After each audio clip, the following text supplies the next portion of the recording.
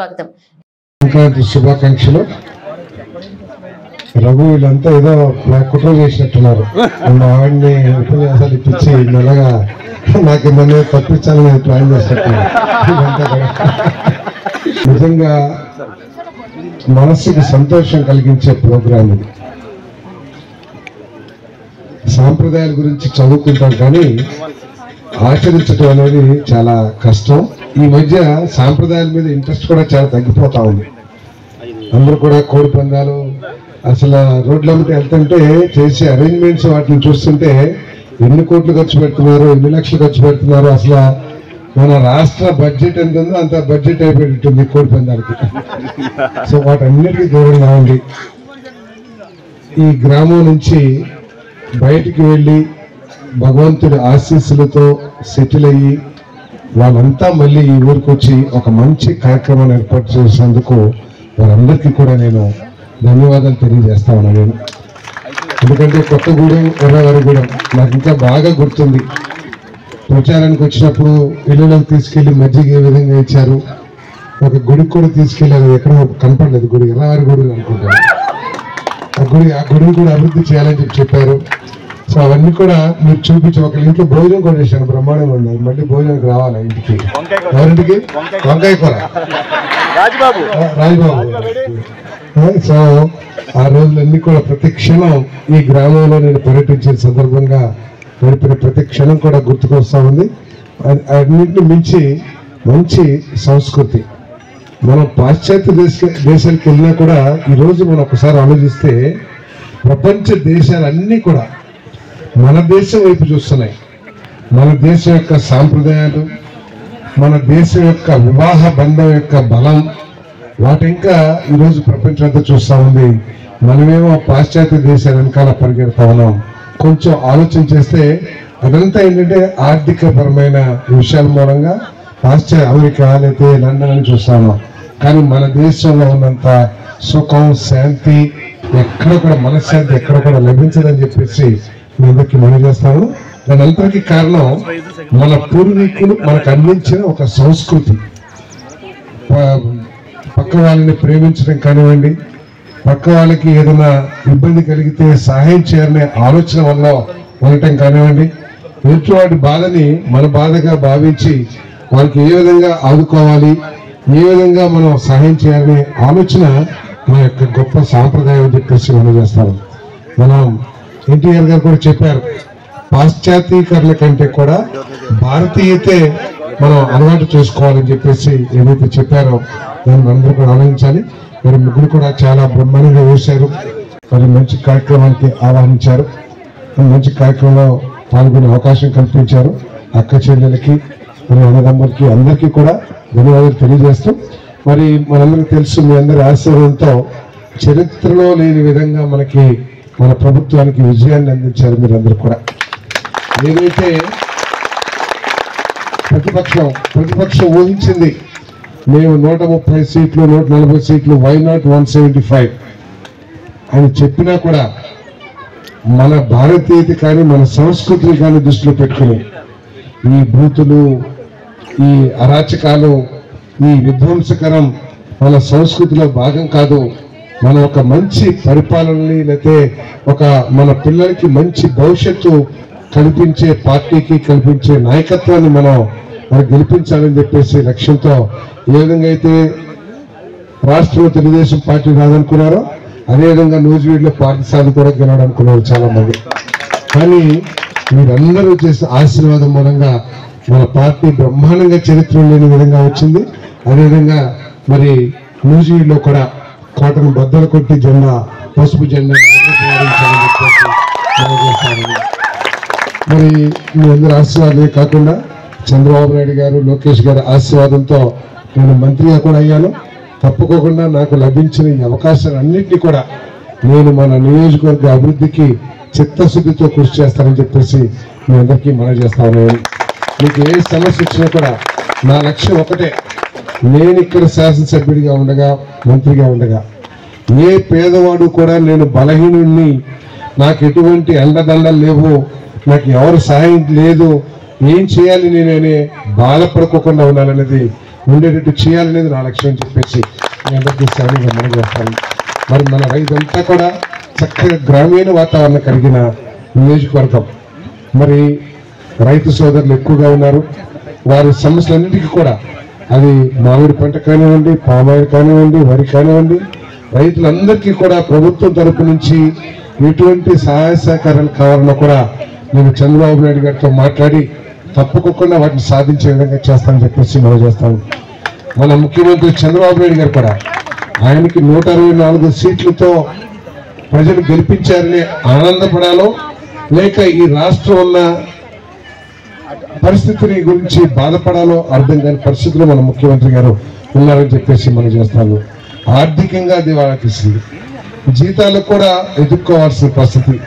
చాలా ప్రామిసులు చేశాం, వాటన్నిటినీ చేయాలంటే ఖజానా చూస్తే ఎంత ఘోరంగా ఉందంటే సాధారణంగా ఏంటంటే మన మే ఏప్రిల్లో ఎన్నికలు వస్తే బడ్జెట్ని కొత్త ప్రభుత్వం వచ్చిన తర్వాత బడ్జెట్ని ప్రవేశపెడతారు.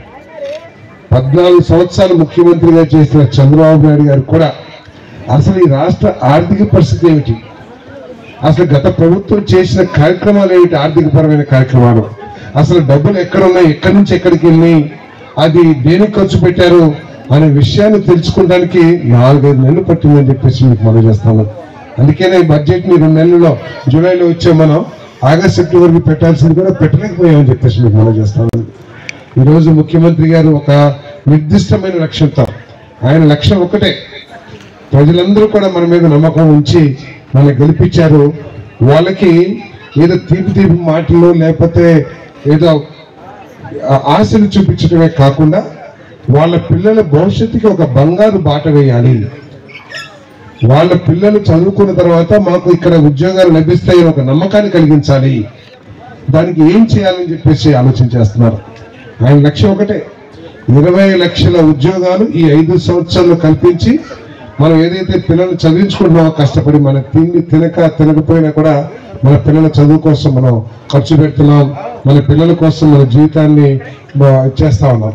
సో అటువంటి పిల్లలకి ఒక మంచి భవిష్యత్తు కల్పించాలి, మాకు ఉద్యోగాలు వస్తే ఒక నమ్మకాన్ని కలిగించాలి, దానికోసం మన ముఖ్యమంత్రి గారు కృషి చేస్తున్నారని చెప్పేసి మెదకి మనం చేస్తాను. అందుకనే కొన్ని లక్షల కోట్ల రూపాయల పెట్టుబడులు 6 సంవత్సరాలు వచ్చినాయి. ఇదంతా ఏంటంటే ప్రతిపక్షం ఏం మాట్లాడుతుంది, ఇవన్నీ చూసాంలే, ఇవన్నీ ప్రచారానికి అని చెప్పేసి చెప్తా ఉంటారు. కానీ మన ప్రభుత్వం రాగానే వచ్చిన పారిశ్రామికవేత్తలు 6 నెలలు తిరుక్కోకుండానే వాళ్ళ పెట్టుబడులు పెట్టడానికి కావాల్సిన భూములు కానివ్వండి, ప్రభుత్వం నుంచి కావాల్సిన సహకారం కోసం అగ్రిమెంట్లు కూడా చేసుకుంటున్నారంటే వారికి మన ప్రభుత్వం పట్ల మన నాయకుల పట్ల ఎంత నమ్మకం ఉందో ఒకసారి ఆలోచించామని చెప్పేసి మనం చేస్తాము. భారత్ పెట్రోలియం కొన్ని లక్షల కోట్లు, మొన్ననే గ్రీన్ ఎనర్జీ అని చెప్పేసి వైజాగ్ లో దాదాపు 2 లక్షల కోట్ల పెట్టుబడితో ఒక కేంద్ర ప్రభుత్వ సంస్థ శంకుస్థాపన చేశారని చెప్పేసి మనం చేస్తాం. రిలయన్స్ ఇండస్ట్రీస్ 65,000 కోట్ల రూపాయలతో మనం పండించే, మనం వేస్ట్ చేసే వ్యవసాయ వేస్ట్ ఏదైతే ఉండదో గడ్డి కానివ్వండి, పేడ కానివ్వండి, లేకపోతే అనేక మన మొక్కజొన్న కోసిన తర్వాత ఇదంతా కూడా పొలంలోనే పడేస్తాం, వాటన్నిటిని ఉపయోగించుకుని తయారు చేసే కంప్రెస్డ్ బయోగ్యాస్ ఏదైతే ఉందో 65,000 కోట్ల రూపాయలు పెట్టుబెట్టడానికి సంతకాలు కూడా చేశారు. వారికి కావాల్సిన వసతులు కూడా ప్రభుత్వం ఏర్పాటు చేస్తుందని చెప్పేసి మనం చేస్తాను. తద్వారా 2 లక్షలు కేవలం రిలయన్స్ కంపెనీ ద్వారానే ఉద్యోగాలు రాబోయే 3-4 సంవత్సరాల్లో వస్తాయని చెప్పేసి కూడా మీ అందరికీ సౌనిగా మనం చేస్తాం. మన లోకేష్ గారు అమెరికా వెళ్ళారు, కేవలం ఒక వారం రోజులు మాత్రమే, 10 రోజులు పర్యటన చేశారు. అక్కడికి వెళ్ళి క్షణం కూడా ఇది అమెరికాలో అందాలు చూద్దాం, లేదా అమెరికాలో అయ్యున్నాయి, చుట్టాలు ఉన్నారు, మిత్రులు ఉన్నారు, నేను చదువుకున్న రోజులు అని చెప్పేసి ఒక్క క్షణం కూడా వేస్ట్ చేయకుండా అక్కడున్న పెద్ద పెద్ద కంపెనీలతో చర్చించి, రండి మా రాష్ట్రం రండి, మీకు కావాల్సినవి ఏర్పాటు చేస్తాం, మీరు చేయాల్సిందల్లా మీరు పెట్టుబడి పెట్టి మా పిల్లలకి ఉద్యోగాలు కల్పించడమే మేము ఆశిస్తుందని చెప్పేసి వారందరితో మాట్లాడితే ఆయన వచ్చారో లేదో వచ్చిన ఒక నెల రోజులకే గూగుల్ సంస్థ వాళ్ళందరూ కూడా వచ్చి మన ప్రభుత్వంతో సంతకాలు పెట్టారని కూడా మీ అందరికీ మనం చేస్తామని. వారు విశాఖపట్నంలో ఇప్పటికే ల్యాండ్ కూడా అలాట్ చేశారు, ఇదేదో ఉట్టి మాటలు కాదు నేను కూడా. సో అంత కష్టపడి ప్రయత్నం చేస్తున్నారు. మరి ముఖ్యమంత్రి గారు అని చెప్పేసి మనం చేస్తాం. ప్రచారం చేస్తారు సార్, ముఖ్యమంత్రి గారు చంద్రబాబు నాయుడు గారు అంతసేపు పరిశ్రమలు ఇవి అంటండి. అవే కాదు, పరిశ్రమలతో పాటు రైతులు కూడా ఏ విధంగా మేలు చేయాలని ఆలోచించేస్తారని చెప్పేసి మీకు మనం చేస్తాను. మీ అందరూ తెలుసు, గత ప్రభుత్వం ధాన్యం కొన్నది, ప్రతి గింజ మేము కొంటామని చెప్పేసి ధాన్యం కొన్న రైతుల దగ్గర నుంచి. కానీ 4-5 నెలలు కూడా వాళ్ళకి డబ్బులు ఇవ్వాల. 21 రోజుల్లో ఇస్తారని ప్రామిస్ చేసిన ప్రభుత్వం 4-5 నెలలు కూడా డబ్బులు చెల్లించకపోతే ఇది నాకు సంబంధం లేదు, గత ప్రభుత్వం ఇవ్వలేదేమో మాకు తెలియదు, చూద్దాం చేద్దామని చెప్పకుండా రైతులు ఇబ్బంది పడకూడదు, రైతులే ఈ దేశానికి రాష్ట్రానికి వెనుముక అని చెప్పేసి 1647 కోట్లని ఒకే రోజు ఇచ్చిన ప్రభుత్వం మన చంద్రబాబు నాయుడు గారి కోట్ల ప్రభుత్వం చెప్పేసి అంతేకాదు, ధాన్యం ఇంతకుముందు రైస్ మిల్లులకి తోలేవాళ్ళం వాళ్ళందరూ కూడా. కొంతమంది రైస్ మిల్లులు 2 సంవత్సరాలకు ఒకసారి అయినా సరే, 3 సంవత్సరాలకు ఒకసారి అయినా సరే ఎక్కడ చోట ఎగ్గొట్టేవాళ్ళు. ఎగ్గొడితే రైతులందరూ కూడా పోలీసుల చుట్టూతో తిరిగి, లేకపోతే నా బోటుల చుట్టూ తిరిగి, అటువంటిది లేకోకుండా ఈరోజు మొత్తం ప్రతి గింజ కొన్నాం. కొంటమే కాదు, 24 గంటల్లో డబ్బులు బ్యాంక్ అకౌంట్లు వేసిన ప్రభుత్వం ఈ దేశంలో ఏదైనా ఉందంటే అది చంద్రబాబు నాయుడు గారి ప్రభుత్వం చెప్పేసి మీ అందరికీ మనం చేస్తాను. వాస్తవానికి బీపీటీ మీకు తెలుసు, ఇక్కడ పండుతాయో నాకు తెలియదు, కానీ మన గుంటూరు జిల్లాలంతా కూడా బీపీటీ పండిస్తారు. దానికి మనం పండించండి, ఇక్కడ ఏ వెరైటీ పండిస్తారో నాకు తెలీదు. బీపీటీ ఎక్కువ రేటు ఉంటుంది. మన మామూలు ధాన్యం కంటే కూడా ఒక 200-250 రూపాయలు మార్కెట్లో ఎక్కువ ధరకి మార్కెట్ ఉంటుంది. మనకి 1700 ఉంటే అది 1900 కొంటది. కానీ ఆ రైతులందరూ కూడా మాకు ఎక్కువ వచ్చినా అక్కర్లేదు, 24 గంటలు డబ్బులు ఇస్తున్న ప్రభుత్వానికి తోలుతామని చెప్పేసి ప్రతి గింజని కూడా ప్రభుత్వానికి తోలి. ఎందుకు చెప్తున్నానంటే నేను బాపట్ల జిల్లా ఇన్ఛార్జ్ మంత్రిగా ఉన్నా. నేను పోయిన సంవత్సరం ఆ ప్రభుత్వం కేవలం 25,000 టన్నులు ధాన్యాన్ని కొంటే ఈ సంవత్సరం ఇప్పటికే 50,000 టన్నులు కొనేసాం. మనం ఇచ్చిన అలాట్మెంట్ పోయినసారి 25,000 కొన్నారు కదా, ఈసారి 50,000 కొందాలని చెప్పేసి ప్రభుత్వం కోటా ఇచ్చింది. ఆ 50,000 కూడా పూర్తి అయిపోయి ఇంకొక 25,000-30,000 కొనరా అని చెప్పేసి రైతులందరూ కూడా మా మీద వచ్చి తెచ్చే ప్రయత్నం చేస్తారు. దానికి ఏంటి కారణం అని చెప్పేసి నేను అడిగాను. నేను కలెక్టర్ని, అక్కడ శాసనసభ్యులు అడిగితే, లేదు సార్ ఇంతకుముందు బీపీటీ ఎప్పుడు కూడా రైతులు ప్రభుత్వానికి ఇచ్చేవాళ్ళు కాదు, అంతా రైస్ మిల్స్కి తోలేవాళ్ళు, ఎందుకంటే 200 ఎక్స్ట్రా వస్తుంది. కానీ ఈసారి మన ప్రభుత్వం 24 గంటల్లో డబ్బులు ఇచ్చేసరికి అది రాకపోయినా పర్లేదులే, డబ్బులు చేతిలోకి వస్తాయని చెప్పేసి మనతో అదే కారణం అని చెప్పేసి మనం చేస్తాం. సో ఆ విధంగా రైతులు కూడా ఆదుకోవడానికి ఈ ప్రభుత్వం ప్రయత్నం చేస్తుంది. ఈ మన డ్రిప్ ఇరిగేషన్ అంతా ఉండేది, అవన్నీ ఎగ్గొట్టేశారు. పోయినసారి పామాయిల్కి సబ్సిడీ ఇచ్చేవాళ్ళు, అది కూడా ఎగ్గొట్టేశారు. ఇప్పుడు మన ప్రభుత్వం వచ్చినాక ఫ్రీగా పామాయిల్ మొక్కలు ఇస్తున్నాం, డ్రిప్ ఇరిగేషన్కి ఆ సబ్సిడీ ఇస్తున్నాం. డ్రోన్తో ముఖ్యమంత్రి గారు ప్రతిసారి ప్రతి చర్చల్లో కూడా డ్రోన్ అంటా ఉన్నారు. దాని ద్వారా చాలా పనులు, మందు జల్లటం కానీ, పిండి జల్లటం కానీ, అనేక పనులు చేసే కార్యక్రమాన్ని కూడా మన నియోజకవర్గంలో కూడా 3 డ్రోన్లు ఇచ్చారు. అవన్నీ కూడా రాబోయే రోజుల్లో మీ అందరూ కూడా ఉపయోగకరంగా ఉంటాయని చెప్పేసి భావిస్తారు. అదేవిధంగా మా మామిడి రైతులు ఉన్నారు. 2014-19 టైంలో మనకి ఇన్సూరెన్స్ ఇచ్చేవాళ్ళు మామిడికాయ రైతులకి. ఇన్సూరెన్స్ ప్రభుత్వం ఇచ్చేసేది, కానీ దాన్ని ఎగ్గొట్టేసింది గత ప్రభుత్వం. రైతులందరూ కూడా మామిడి చెట్లు నరికేసేసి పూర్తిగా కొన్ని రోజులకి నూజివీడికి గుర్తింపు తెచ్చిన బంగినపల్లి, చిన్న రసాలు అన్ని కూడా మాయమైపోయే రోజులు వచ్చినాయి. కానీ మన ప్రభుత్వం, నేను కేబినెట్ లో ముఖ్యమంత్రి గారి దృష్టికి తీసుకువెళ్ళగానే మామిడి పంటకు కూడా ఇన్సూరెన్స్ కల్పించారని చెప్పేసి మీ అందరికీ మనం చేస్తానని. ఎన్నికల్లో తిరుగుతా ఉంటే సార్ 12,500 ఉందండి పామాయిల్కి, ఏం చేయాలి, ఆ చెట్లు నరకాలా లేకపోతే ఆ పంట వేసుకోవాలా వద్దా మాకు అర్థం కావట్లేదని చెప్పేసి చాలా గ్రామాలు చెప్పారు. ఆ రోజు తప్పకుండా మన ప్రభుత్వం వస్తుంది ఏదో ఉపన్యాసం చెప్పే, కానీ నిజంగా ఈరోజు 20,000 రూపాయలు టన్నుకి 12,000 నుంచి పెరిగింది. ఎకరానికి 1,00,000 రూపాయలు ఆదాయం తగ్గకుండా మన ప్రభుత్వంలో వస్తుందని చెప్పేసి మీ అందరికీ శానిగా మనం చేస్తాను. కాబట్టి ఇవన్నీ కూడా మన ప్రభుత్వం చేస్తున్న మంచి పనులు మీరందరూ కూడా ఆశీర్వదించండి. చాలా ఉన్నాయి, ఇంకా మేము Super 6లో చాలా చేసాం. Super 6 ఇప్పటికే ఏదైతే హామీ ఇచ్చామో వాటన్నింటినీ కూడా ఒకదాని తర్వాత ఒకటి అమలు చేసుకుంటూ వస్తా ఉన్నాం. మళ్ళీ మే, జూన్ కల్లా, అంటే మళ్ళీ తరగతులు ప్రారంభమయ్యేటప్పటికీ తల్లి దీవెన ఏదైతే ఉందో అది కూడా ప్రారంభించబోతున్నామని చెప్పేసి మీ అందరికీ మనం చేస్తాం. మరి అదేవిధంగా 3 సిలిండర్లు ఉచితం ఆల్రెడీ ఇస్తా ఉన్నాం.